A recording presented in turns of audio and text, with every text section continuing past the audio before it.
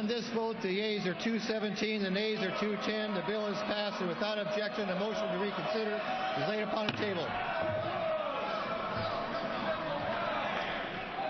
We're back with more on tonight's breaking news. The Republican House just voted to gut $39 billion from our food stamp program over the next 10 years. If it became law, it would cause 4 million Americans to lose benefits next year.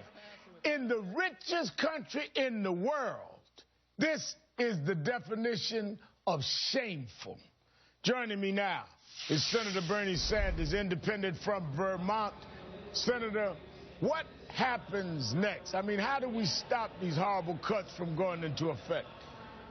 Well, we do what the American people want us to do, Al. What the Republicans are doing is fighting for tax breaks for billionaires, for the 1 out of 4 corporations in America that pays nothing in taxes, and they're going to war against working families, against kids, against the elderly and the children. And our job has got to be to expose what right-wing extremism is, which 85% of the American people disagree with, and put these people on the defensive. You are right. At a time when the richest people in this country are becoming richer and the middle class is disappearing, it is beyond shameful to cut food programs, nutrition programs for people in need, to allow people in this country to go hungry, to pass it is shameful. It is absolutely shameful. But now it goes to the Senate, to you and your colleagues. The Senate is not going to let them get away with this, is it? Are they? Not if I have anything to say about it, no.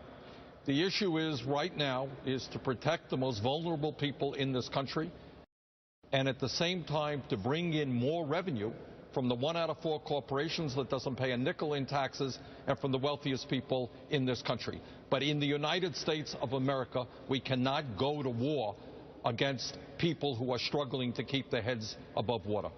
Now listen to some of the ways the right justified these cuts in the fight today, or the debate in the House over this. I want you to hear some of the debate and the arguments they raised.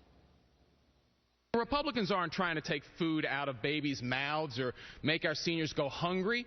Don't believe the scare tactics from my colleagues who oppose the bill.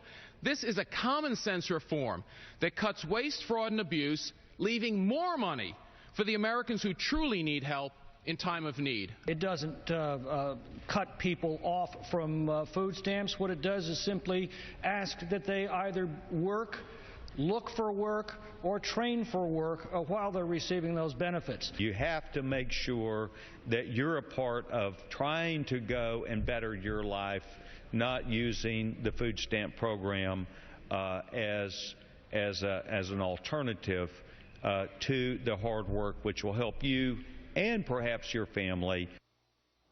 I mean, it's outrageous. They want to act like they're doing the best thing for people who are trying to make ends meet. 58% of them in households where people can work, they're working.